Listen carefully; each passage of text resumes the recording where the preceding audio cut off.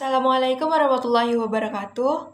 Perkenalkan, nama saya Munik Angela dengan NIM 240504097. Oke, baiklah, di video kali ini saya akan membacakan hasil PPT saya tentang ilmu negara. Nah, langsung saja saya bacakan materi yang pertama atau bab yang pertama, yaitu tentang ilmu negara sebagai ilmu pengetahuan. Nah, di bab pertama ini saya hanya mengambil 2 teori saja, yaitu tentang istilah ilmu negara dan juga pengertian ilmu negara. Baik, pengertian ilmu negara menurut M. Lubis. Ilmu negara adalah ilmu yang mempelajari tentang negara secara umum, lenyapnya, jenis-jenisnya, wujudnya, dan juga perkembangannya. Nah, di sini juga ada istilah ilmu negara. Istilah ilmu negara sebagai ilmu pengetahuan lain. Pada umumnya, ilmu pengetahuan lain itu didasarkan pada kerangka ontologis atau hakikat apa yang dikaji. Terus ada epistemologis, bagaimana cara mendapatkan pengetahuan, dan aksiologis, nilai kegunaan. Nah, ilmu negara dapat ditelusuri melalui cara sistematis, yaitu dengan cara mendeskripsikan lokus dan fokus kajiannya. Assalamualaikum warahmatullahi wabarakatuh. Perkenalkan, nama saya Rofainer Azahra dengan NIM 24050400127. Nah, di sini saya akan menjelaskan tentang ilmu negara, yaitu di khususnya pada bab 2, yaitu tentang makna negara. Nah, tidak berlama-lama lagi, saya lanjutkan kepada penjelasannya. Nah, dimulai dari apa itu negara?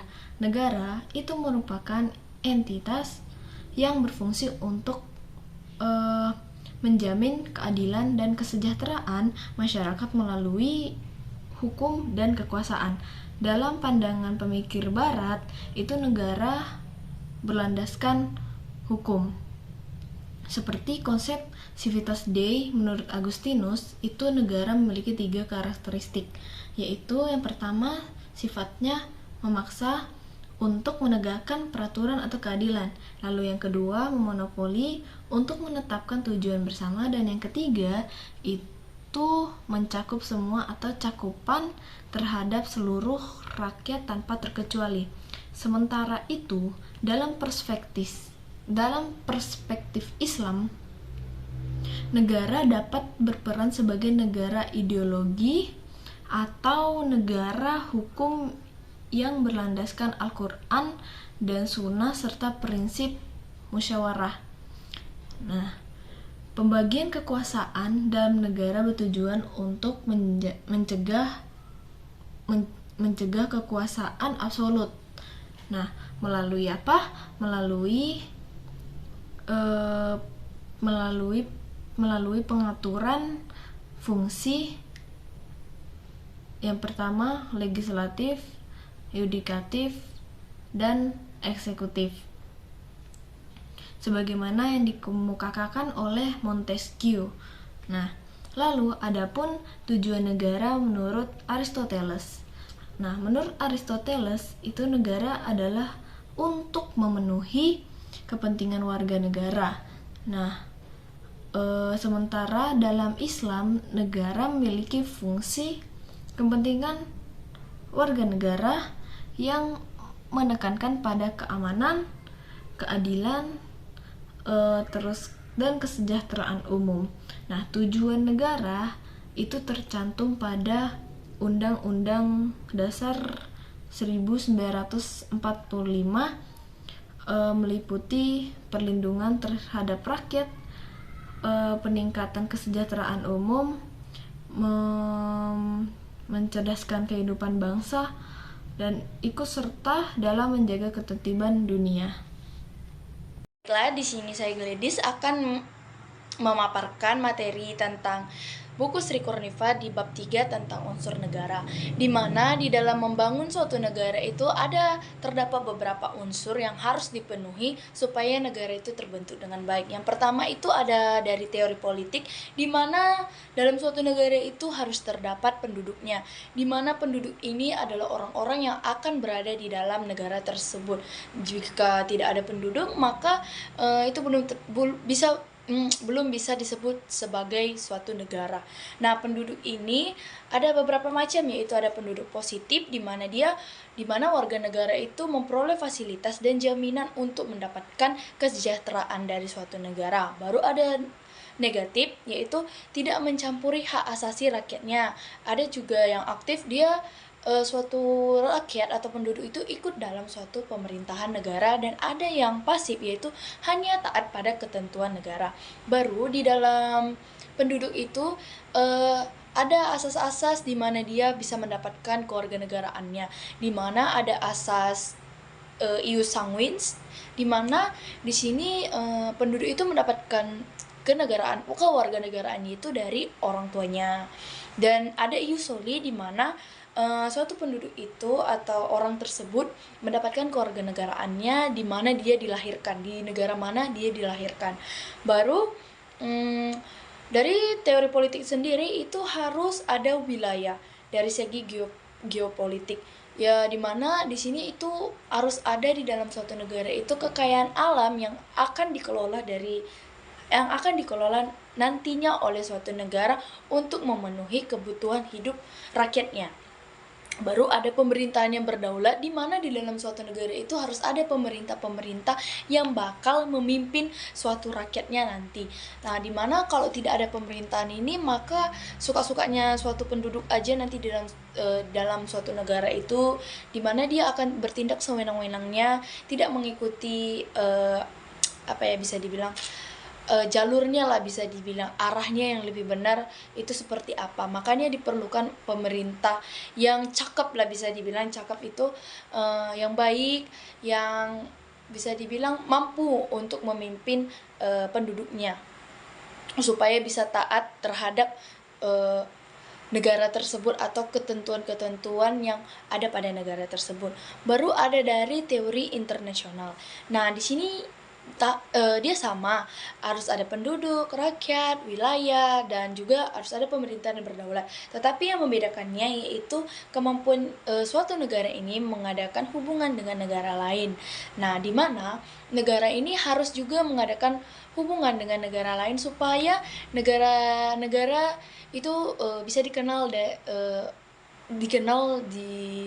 oleh negara tersebut, di mana pada saat negara kita membutuhkan pertolongan, kita bisa berkomunikasi dengan negara yang kita ajak kerjasama untuk membantu kita. Begitupun juga sebaliknya, jika ada negara yang membutuhkan pertolongan kita bisa membantu negara tersebut. Jadi sama-sama saling menguntungkan. Dimana jika negara tersebut tidak mempunyai sumber daya, negara kita bisa menyumbangkan atau menjual sumber daya kita kepada mereka. Dan jika contohnya negara itu mempunyai teknologi yang tinggi dan kita tidak mempunyai teknologi yang tinggi, maka mereka bisa menjual alat-alatnya bersama kepada negara kita. Begitu juga lah sebaliknya. Baru di sini saya akan membahas tentang berdaulat. Berdaulat itu atau bisa dibilang sovereignty dalam bahasa Inggrisnya, yang berarti kekuasaan tertinggi yang bersifat mutlak. Di mana ada teori-teori yang akan dibahas yang di sini. Yang pertama itu ada teori kedaulatan Tuhan, yang dimana kedaulatan tertinggi itu berasal dari Tuhan, bukan berasal dari siapapun. Yang dimana Tuhanlah yang menciptakan kedaulatan tersebut, bukan manusia ataupun bukan negara. Baru ada juga teori kedaulatan negara, yang dimana kekuasaan tertinggi itu berasal dari negara, bukan dari Tuhan. Lanjut, ada di sini teori kedaulatan hukum, yang dimana kekuasaan tertinggi itu berasal di tangan rakyat.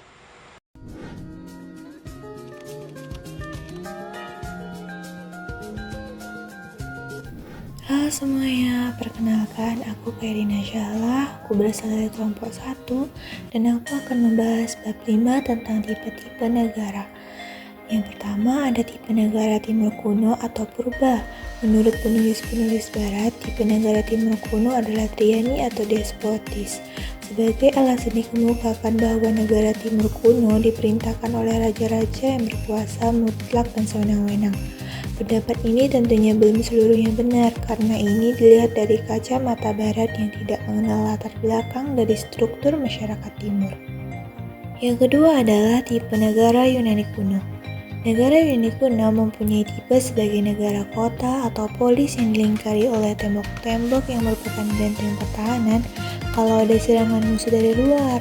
Negara kota ini contohnya Athena, Sparta. Rakyat langsung ikut serta dalam pemerintahan. Pemerintahan ini merupakan pemerintah demokrasi langsung. Pemerintah itu diselenggarakan dengan mengumpulkan rakyat di suatu tempat yang disebut eklesia. Dalam rapat dikemukakan kebijakan-kebijakan pemerintah, kesulitan-kesulitan pemerintah untuk diatasi bersama. Demokrasi langsung yang diadakan di Yunani kuno tidaklah semuanya benar, sebab dalam faktanya sebagai berikut. Yang pertama ada tidak semua rakyat Yunani kuno adalah bebas, karena itu tidak semua rakyat Yunani mempunyai suara di eklesia. Budak-budak berlian tidak mempunyai hak suara. Yang kedua adalah tidak semua warga negara polis dapat ikut serta. Bahkan sebagian besar akan menyerahkan hak suaranya kepada orang-orang pandai berbicara yang disebut rhestoria. Tipe negara yang ketiga adalah tipe negara Romawi kuno. Tipe negara Romawi kuno digambarkan sebagai imperium yang mempunyai wilayah luas sekali karena jajahannya. Raja Romawi kuno Kaisar mempunyai kekuasaan besar sekali dan dapat bertindak sewenang-wenang dan dikenal sebagai tirani.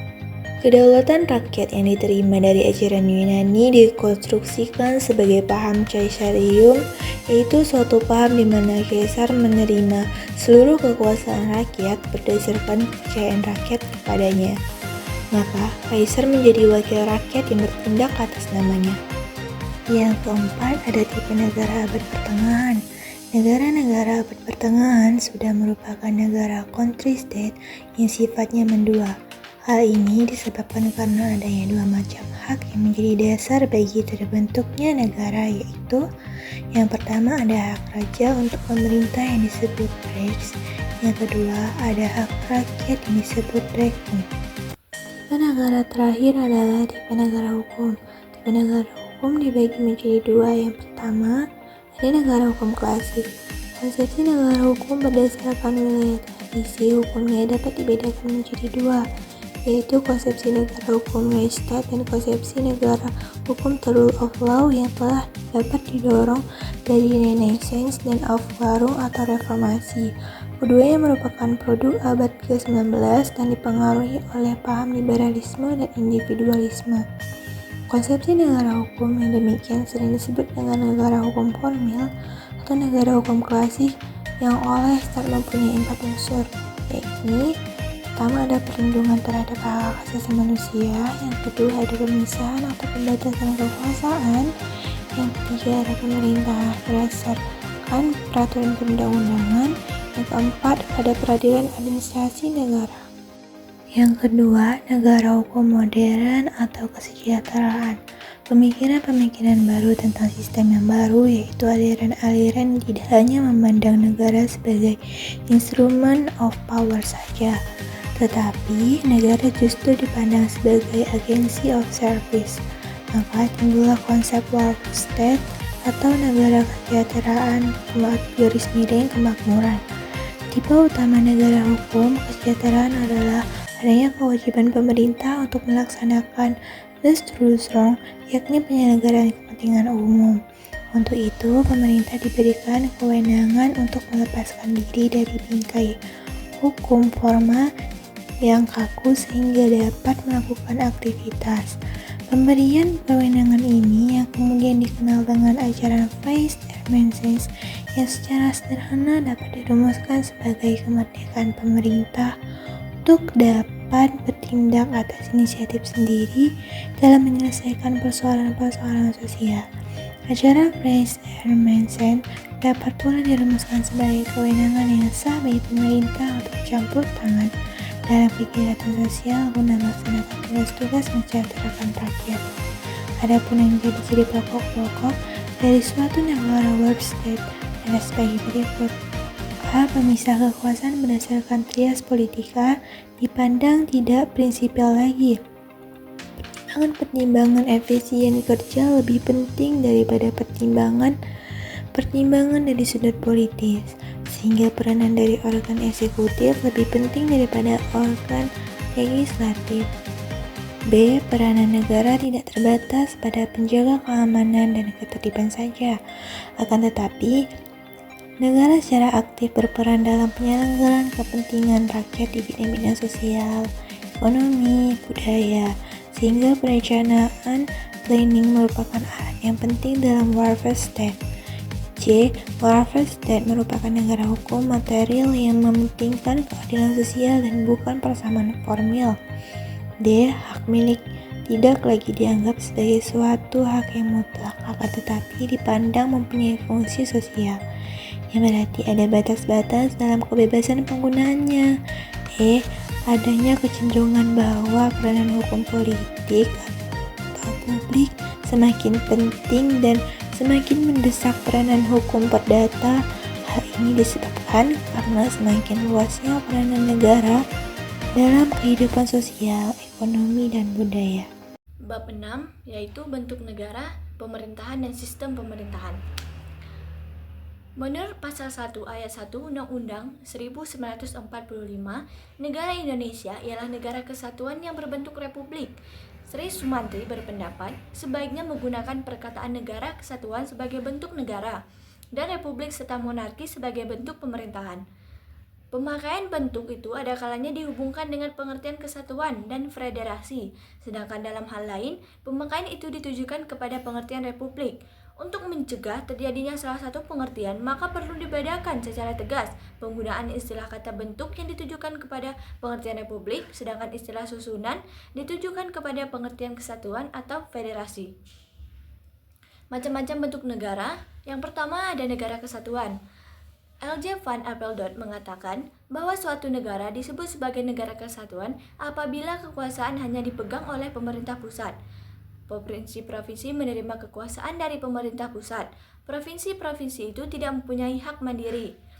Suhino menyebutkan negara kesatuan disebut negara unitaris. Ditinjau dari segi susunannya, negara kesatuan adalah negara yang tidak tersusun daripada beberapa negara, seperti halnya dalam negara federasi, melainkan negara itu sifatnya tunggal.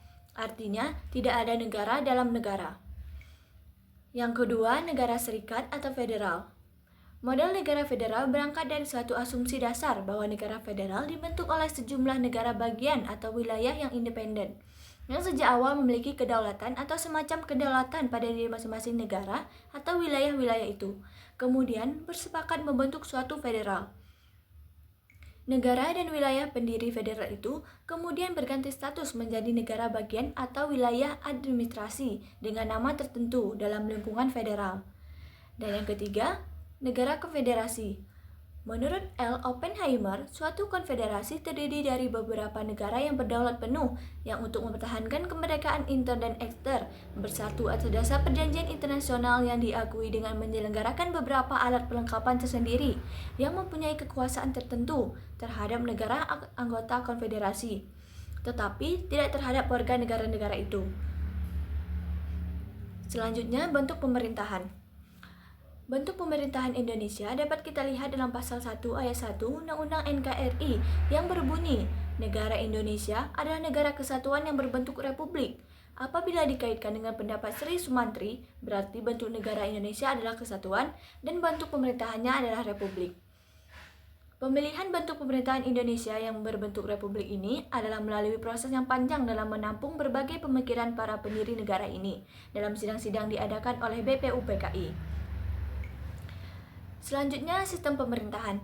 Berdasarkan hubungan antara organisasi-organisasi yang diserahi kekuasaan yang ada dalam negara, khususnya berdasarkan sifat hubungan antara badan eksekutif atau kekuasaan pemerintahan dan badan legislatif atau parlemen, terdapat 3 macam sistem pemerintahan, yaitu yang pertama negara dengan sistem pemerintahan presidensil, yang kedua negara dengan sistem pemerintahan parlemen, dan yang ketiga negara dengan sistem pemerintahan referendum. Sistem-sistem tersebut, kalau dikaitkan dengan demokrasi modern, akan mendapatkan tipe demokrasi modern, yaitu demokrasi atau pemerintahan perwakilan rakyat yang representatif dengan sistem pemisahan kekuasaan secara tegas, atau disebut sistem presidensil.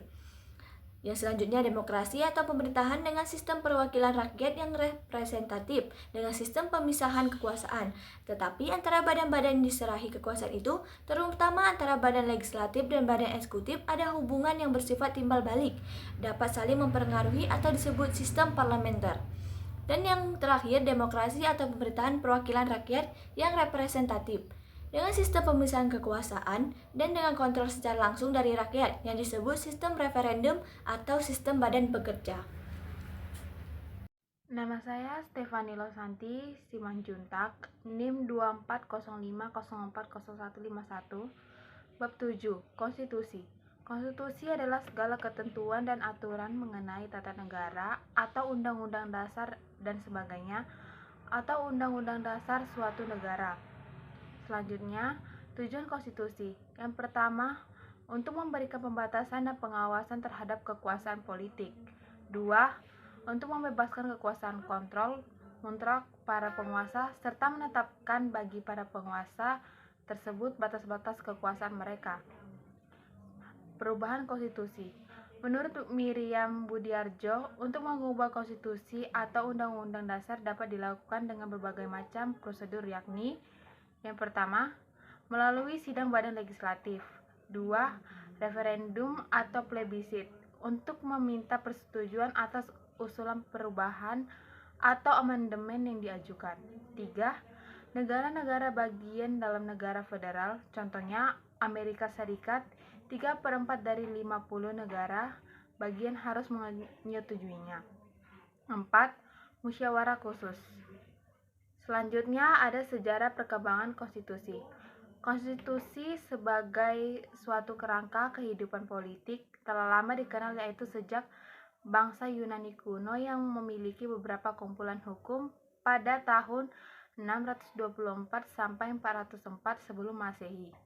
Pada masa kekaisaran Roma mempunyai pengaruh cukup besar sampai abad pertengahan yang memberikan inspirasi bagi tumbuhnya demokrasi perwakilan dan negara nasional. Kedua paham ini yang menimbulkan adanya konstitusionalisme yang kemudian memunculkan konstitusi modern. Selanjutnya, ada perkembangan konstitusi di Indonesia. Yang pertama, Undang-Undang Dasar 1945 berlaku pada tanggal 18 Agustus 1945 sampai 27 Desember 1949. 2. Konstitusi Republik Indonesia Serikat atau Konstitusi RIS yang berlaku sejak tanggal 27 Desember 1949 sampai 17 Agustus 1950. Ketiga, Undang-Undang Dasar Sementara tahun 1950 yang berlaku sejak tanggal 17 Agustus 1950 sampai 5 Juli 1959. Yang keempat, Undang-Undang Dasar 1945 yang berlaku mulai 5 Juli 1959 sampai Oktober 1999. Nah, kita melanjut pada bab 8 yaitu demokrasi. Secara etimologis, demokrasi berasal dari bahasa Yunani kuno yang berarti demos adalah rakyat dan kratos yang berarti kekuasaan atau pemerintahan. Yang diterjemahkan suatu keadaan negara di mana dalam sistem pemerintahannya kedaulatan berada di tangan rakyat. Nah, nilai-nilai demokrasi yang pertama adalah menyelesaikan perselisihan dengan damai dan secara melembaga, dan yang kedua menjamin terselenggaranya perubahan dalam suatu masyarakat yang sedang berubah.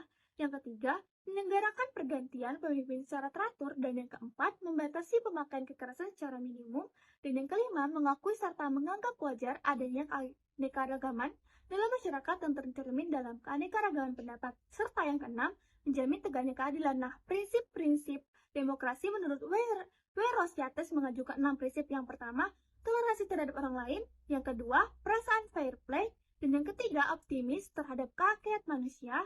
Dan yang keempat, persamaan kesempatan. Yang kelima, orang terdidik. Dan terakhir, jaminan hidup, kebebasan, dan hak milik. Nah, di sini tuh ada pemilu dan partai politik. Nah, yang pertama itu pemilihan umum. atau pemilu. Negara hukum yang demokratis memiliki ciri yang salah satunya adalah adanya pemilu yang bebas. Negara hukum yang demokratis juga menganut ajaran kedaulatan rakyat, yaitu rakyatlah yang mempunyai kekuasaan tertinggi dalam negara tersebut. Untuk mewujudkan prinsip kedaulatan rakyat dilakukan dengan memberikan kesepakatan kepada rakyat untuk menentukan wakil yang akan memegang kekuasaan negara. Nah, yang pertama itu ada sistem pemilu. Menurut Muhammad Kurnardi dan Harmali Ibrahim, sistem pemilu ada dua, yaitu sistem pemilu mekanis dan organis. Nah, yang kedua itu sistem pemilu dalam pandangan Islam. Pemilu dalam pandangan Islam digambarkan di dalam Al-Qur'an dengan konsep musyawarah. Nah, yang ketiga, pemilu di Indonesia sebagai negara hukum yang demokratis. Negara Indonesia menempatkan rakyat sebagai pemegang kedaulatan sebagaimana terdapat dalam Undang-Undang Negara RI tahun 1945 itu pasal 1 ayat 2 yang menyebutkan bahwa kedaulatan berada di tangan rakyat dilaksanakan menurut Undang-Undang Dasar. Nah, yang pertama itu ada kemudian ada partai politik. Partai politik itu merupakan salah satu dari pilar negara demokrasi, yaitu suatu kelompok yang memberikan wadah bagi anggotanya untuk ikut berpartisipasi dalam penyelenggaraan kekuasaan negara. Yang pertama itu ada pengertian partai politik. Pengertian partai politik banyak diberikan oleh para ahli, di antaranya dikemukakan oleh Charlie J. Friedrichs yang mengatakan bahwa partai ialah sekelompok manusia terorganisir secara mapan dengan tujuan untuk menjamin dan mempertahankan kepemimpinan tetapi tetap mengendalikan pemerintahan dan lebih jauh lagi memberikan keuntungan terhadap anggota partai. Yang kedua itu ada fungsi partai politik. Nah, fungsi partai politik dikemukakan oleh Mariam Budiarjo sebagai berikut. Sebagai sarana komunikasi politik, peran partai politik sebagai penghubung antara memerintah dan yang diperintah. Para partai politik sebagai jabatan sangat penting karena suatu pihak kebijakan pemerintah perlu dijelaskan kepada semua kelompok masyarakat. Nah, yang ketiga itu klasifikasi partai politik. Klasifikasi peserta partai politik dapat dilakukan berdasarkan kriteria tertentu seperti asas, orientasi, komposisi, dan fungsi anggota. Yang keempat itu ada sistem kepartaian. Maureen Dafgar mengklasifikasikan sistem kepartaian menjadi 3 kategori, yaitu sistem partai tunggal, 2 sistem dwipartai, 3 sistem multipartai. Yang kelima itu Partai Politik di Indonesia. Undang-Undang Negara Republik Indonesia tahun 1945 dalam pasal 22E ayat 3 menyebutkan adanya partai politik di Indonesia, yaitu peserta pemilu untuk memilih Dewan Perwakilan Rakyat dan Dewan Perwakilan Rakyat Daerah adalah partai politik. Untuk saat ini, undang-undang yang mengatur tentang partai politik adalah Undang-Undang nomor 2 tahun 2008